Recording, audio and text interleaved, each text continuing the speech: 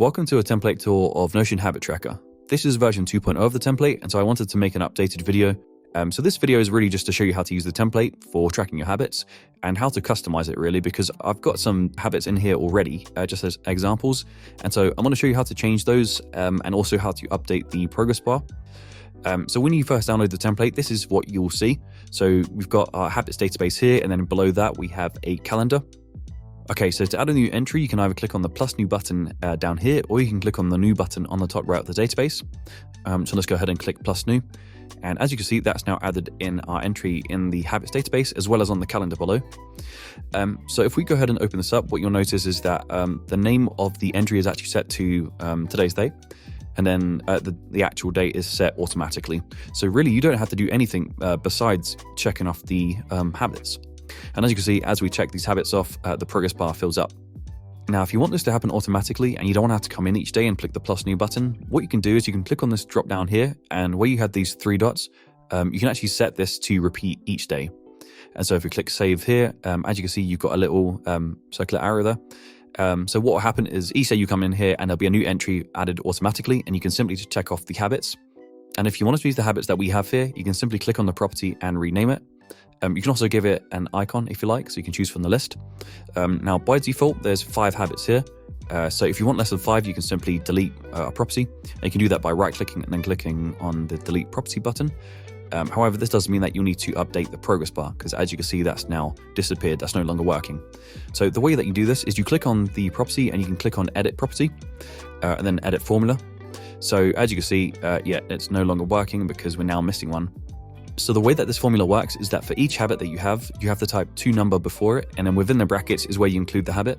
So we've got 2 number meditation plus 2 number journaling and so on. And then we put all of that in brackets, and then you divide it by the total number of habits that we have. But because we've deleted one, as you can see, it's replaced cold showers with some weird code.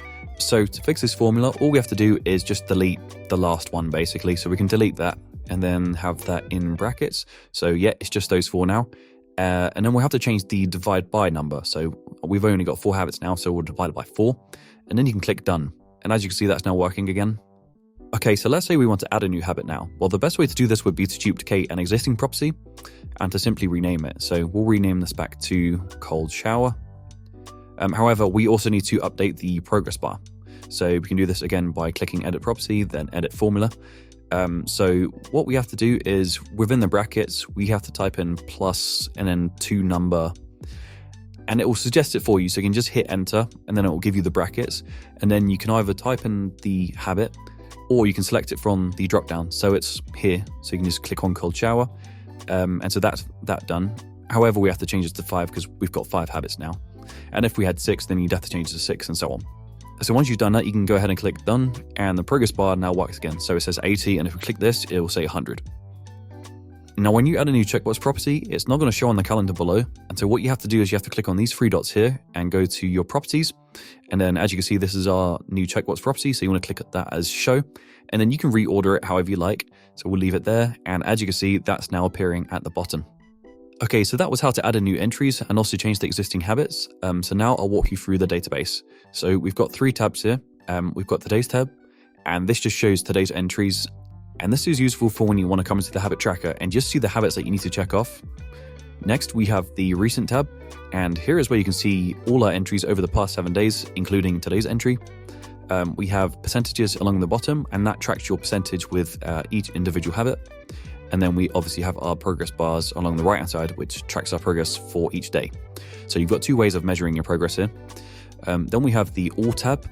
Here's where you can find all of your past entries, and you can track your progress for each month. So each month can be told using these little drop-downs, so you can open or collapse them.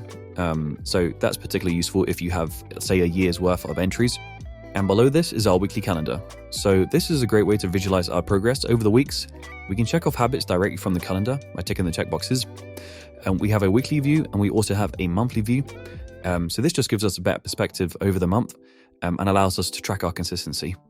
Okay, so that was a tour of Notion Habit Tracker. I hope this video helped, and this is a free template, so if you want to get a copy, then you can download it by clicking on the link in the description below. Be sure to like and subscribe, and I'll see you in the next video.